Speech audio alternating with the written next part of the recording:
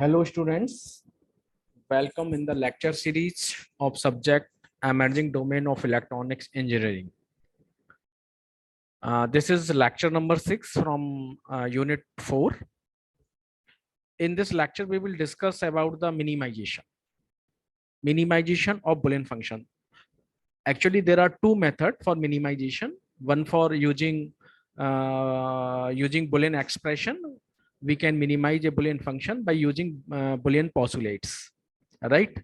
And second method, we use K-map method. K-map means Karnaugh map. Karnaugh is the name of the scientist who provide this method to minimize a Boolean function, right?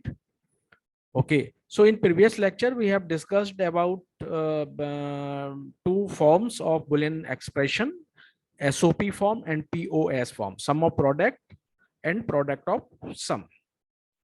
Okay, and we have also discussed about the canonical form. In canonical form, we have seen that we use all variables in each minterm or max term, right? So now we will discuss about the minimization, right? So first question arises that what is the minimization and what are the advantages? Okay, so let's see.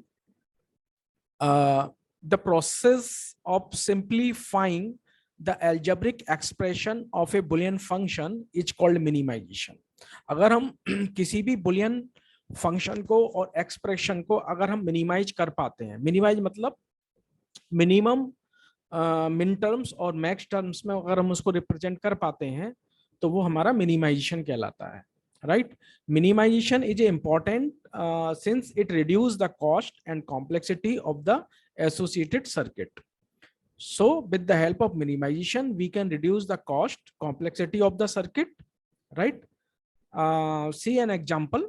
Let's, this is a function f is equal to x bar y bar z plus x bar y z plus x y bar. Let this is the function. और इस function को अगर हम minimise कर पाते हैं like this, ठीक है, हम इसको मिनिमाइज कर सकते हैं. अभी कैसे करेंगे वो बाद में देखेंगे, बट अभी हम ये कह रहे हैं कि ये एक हमारे पास फंक्शन है. अगर हमने इसको मिनिमाइज करके ऐसे लिख दिया, तो अगर हम दोनों के सर्किट को कंपेयर करें, देखिए ये पहले वाले फंक्शन का सर्किट है, ये जो यहाँ पे बना हुआ है, और दूसरा सर्किट जो है वो ये है जो रिडक्शन के बाद आया है, राइट? तो यू कैन सी और you can compare these two circuits. तो आप देखेंगे कि ये जो सेकंड वाला है बी फिगर जो है, इट इज वेरी इजी और there are less number of gates are used, right? So with the help of minimization we can reduce the circuit number of gates or complications of the circuits, right? Now it is clear from the above image that minimized version of the expression take a less number of logic gates and also reduce the complexity of the circuit substantially. Minimization is hence important to find the most economical equivalent representation of a Boolean function, right? And by reducing Boolean function or circuit, we can reduce propagation delay also, right? Propagation delay is the delay between the output and input. हमने input लगाया, output कितनी देर बाद मिलेगा, it is the propagation delay. तो अगर हमारे number of gates कम यूज होंगे तो प्रोपगेशन डिले भी हमारी कम हो जाएगी. तो बहुत सारे एडवांटेजेस हैं, राइट? तो चलिए सबसे पहले मेथड पे चलते हैं. फर्स्ट मेथड है मिनिमाइजेशन यूजिंग एल्जेब्रिक मैनिपुलेशन और पॉस्टुलेशन, है ना? तो जो बुलियन एल्जेब्रा के जो पॉस्टुलेट्स हैं उनको अगर हम यूज करते हैं तो उसकी हेल्प से हम मिनिमाइज कर सकते हैं. तो यहाँ पे ये तीन इंपॉर्टेंट रूल्स मैंने लिखे हुए हैं. a plus a bar equal to 1, right?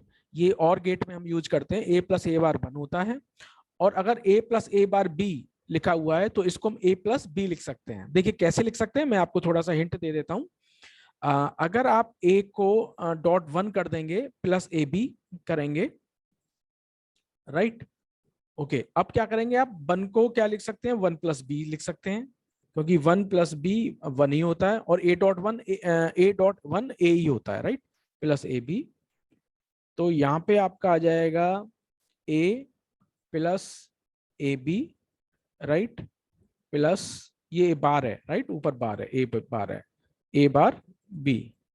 Okay, so now A plus यहां से क्या कॉमन लेंगे, बी, तो ब्रैकेट में क्या बचेगा, ए प्लस ए बार, और ए प्लस ए बार क्या हो जाता है, 1 हो जाता है।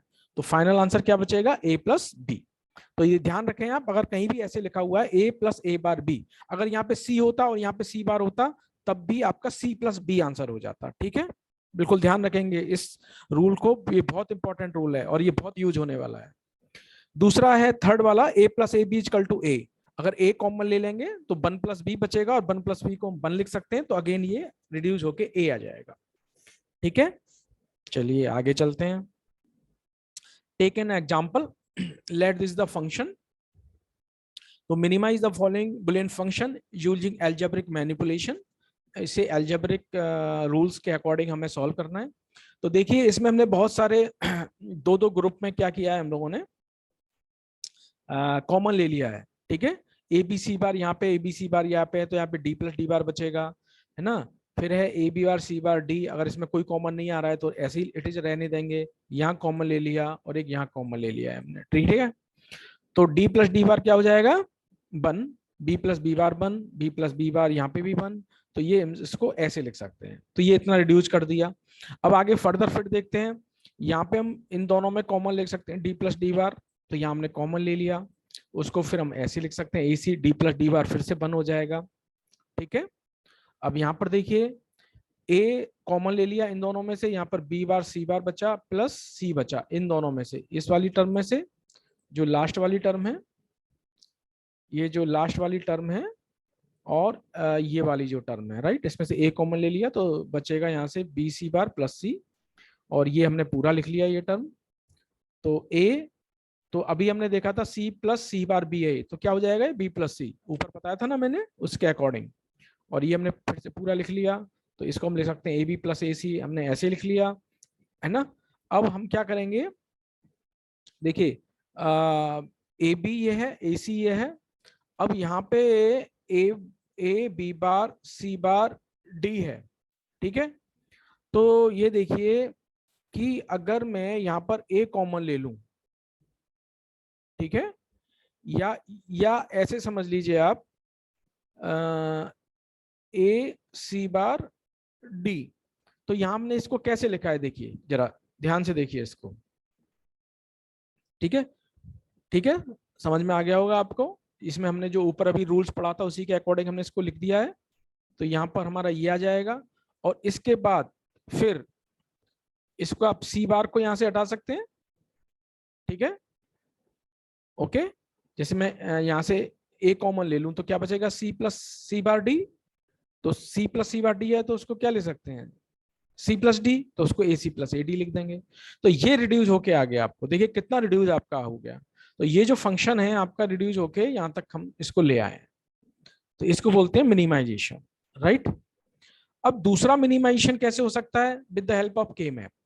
ठीक है, के का मतलब है Karnaugh, this is the name of scientist who provide this method. ठीक है, तो ये टेबुलेशन मेथड है। इसमें हम क्या करते हैं, टेबल बनाते हैं एक, तो उस टेबल में एक स्क्वायर्स होते हैं। जैसे अगर हम 2 वेरिएबल का के मैप बनाएंगे तो 2 की पावर 2 की पावर n, मतलब नंबर ऑफ ये ब्लॉक्स होते हैं आपके। 2 वेरिएबल का है तो 4 बनेंगे, 3 वेरिएबल का है तो 8 बनेंगे, 4 वेरिएबल का है तो 16 बनेंगे। तो मैं आपको यहाँ पे 4 वेरिएबल का एक के मैप समझा रहा हूँ। लेट कोई फंक्शन है उसमें 4 वेरिएबल हम यूज कर रहे हैं, तो इस तरीके से हम इसको 4 पार्ट में डिवाइड करेंगे, 4 ऐसे 4 ये थे, तो 16 ब्लॉक्स इसमें बनेंगे। तो जो एमएसबी डिजिट्स हैं ए बी उसको इधर लिख लेंगे, जो एलएसबी वेरिएबल्स हैं सी डी उसको इस तरीके से लिख लेंगे। और फिर हम ऐसे अच्छा, सेकंड थिंग, एक चीज मैं आपको बता दूं कि जो कॉलम्स और रो हमने इस तरीके से उनका जो नेमिंग की है, जैसे इसको लिखा है हमने 0 0 0 1 1 1 1 0। अब आप कहेंगे कि आपने 0 0 0 1 1 0 क्यों नहीं लिखा आप यहाँ पर, तो के मैप ने बताया था कि अगर रो और कॉलम है तो उन दोनों में एक ही वेरिएबल का डिफरेंस होना चाहिए। जैसे अगर मैं इस कॉलम और इस कॉलम में बात करता हूं तो 0 0 सेम है, 0 और 1 केवल एक चेंज है। अगर मैं इसमें और इसमें बात करता हूं तो एक का चेंज है, वन वन तो सेम है, 0 और 1 1 का चेंज है। यानी 1 वेरिएबल का चेंज होना चाहिए, चाहे वो 2 रो हो बराबर की, जो नाइबर रो है और नाइबर जो कॉलम्स हैं उनमें एक ही का चेंज होना चाहिए। अगर मैं यहाँ पे 1 0 लिख देता और यहाँ पे 1 1 लिख देता मान लीजिए सपोज, तो अब यहाँ पे प्रॉब्लम हो जाती है ना। 0 0 0 1 1 0 1 1, देखिए 1 की जगह यहाँ पे 1 1 होता तो देखिए 1 ये 0 की जगह 1 हो जाता। एक मिनट, थोड़ा गलत हो गया, 0 0 फिर मैं लिख देता 0 1, फिर मैं लिखता 1 0, ठीक है, और लास्ट में लिख देता 1 1।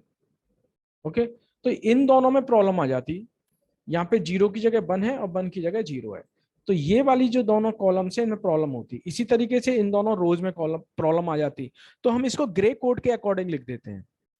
ठीक है, ग्रे कोड क्या होता है, जैसे 0 0 का ग्रे कोड क्या होगा, 0 0 होगा।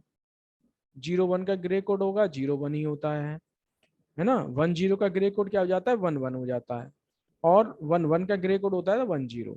तो हमने इस सीक्वेंस में लिख दिया है 0 0 0 1 1 1 1 0।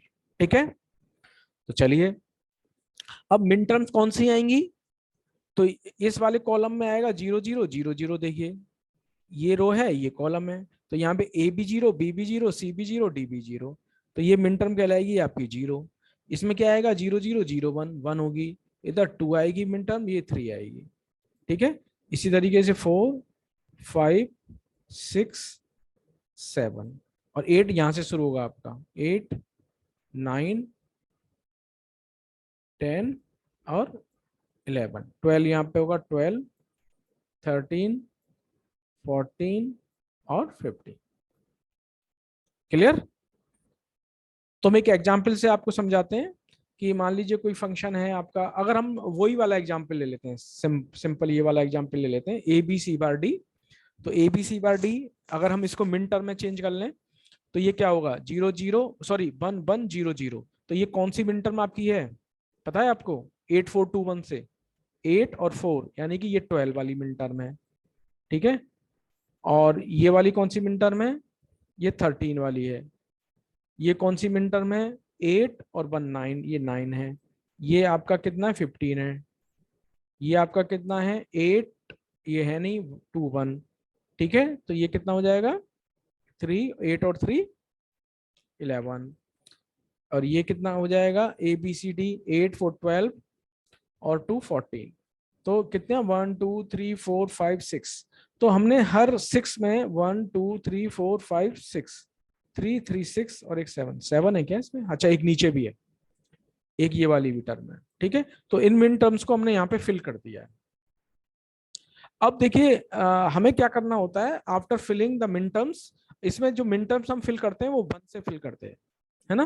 तो 1 ये बता रहा है कि ये मिन टर्म्स आपकी उस क्वेश्चन में प्रेजेंट है। अब हमें ग्रुपिंग करनी होती है। ग्रुप हम कैसे करते हैं, या तो हम 2 का पेयर बना सकते हैं, 4 का बना सकते हैं, यानी पेयर बना सकते हैं, क्वाड बना सकते हैं, ऑक्टेट बना सकते हैं 8 का, या 16 का बना सकते हैं, 2 की पावर्स में बनते हैं ग्रुप। ठीक है, और हम ट्राई करते हैं कि ग्रुप बड़े से बड़ा बने। ठीक है, तो जैसे एक ये चारों का बन जाएगा, 8 का तो नहीं बन पाएगा क्योंकि 7 ही है, ये 4 का एक ग्रुप बन जाएगा पहली बार। ठीक है, अब बचे हमारे पास ये तीनों नीचे वाले, तो अगर हम पेयर भी बना सकते हैं, लेकिन हम क्या करेंगे, 4 4 के 2 ग्रुप बना लेंगे। एक हमने ये ग्रुप बना दिया, एक हमने क्या किया, ये ग्रुप बना दिया इन 4 का, इसमें ये दोनों आ गए। अब ये फिर से एक बचा, तो पेयर नहीं बनाएंगे, बनाएंगे बड़ा ही, चाहे उसको 2 बार यूज कर लें, लेकिन बड़ा पेयर बनाना है हमें हमेशा। तो यहाँ पे 4 4 के 3 ग्रुप बन गए, करेक्ट। अब हम लिखना कैसे है इसको, तो देखिए पहले अगर हम इस ग्रुप की बात करते हैं जो हॉरिजॉन्टल ग्रुप है, तो इसमें पूरी रो यूज हो रही है ना, पूरी रो है तो पूरी रो लिखनी पड़ेगी आपको। तो ये लिखा हुआ है 1 1 का मतलब ए बी। ठीक है, और चारों कॉलम यूज हो रहे हैं, तो चारों कॉलम यूज हो रहे हैं तो इनमें से कोई कॉमन आएगा नहीं, चारों में से कोई कॉमन नहीं आएगा, तो हम क्या लिख देंगे, बस ए बी। तो इसका आंसर केवल ए बी होगा। दूसरा देखिए, मान लीजिए ये वाला है आपका, तो इसमें ये वाली 2 रो यूज हो रही हैं, इन दोनों में कॉमन आएगा ए, तो हमने ए लिख दिया। और इसमें ये दोनों कॉलम यूज हो रहे हैं, इसका आंसर आएगा ये है सी बार डी और ये सी डी, तो डी कॉमन आ जाएगा। तो हमने ए डी लिख दिया, है ना। अब इसकी बात करें तो अगेन ए कॉमन आएगा दोनों रो में से, और फिर कॉलम में से देखेंगे तो सी कॉमन आएगा। तो ये आपका आंसर हो जाएगा। पहले रो देखते हैं, अगर रो पूरी लिखनी है तो पूरी आएगी, अगर दो रो हैं तो उनमें कॉमन देखेंगे, अगर चारों हैं तो कोई कॉमन नहीं आएगा। ठीक है, तो इस तरीके से हम इसको रिप्रेजेंट करते हैं।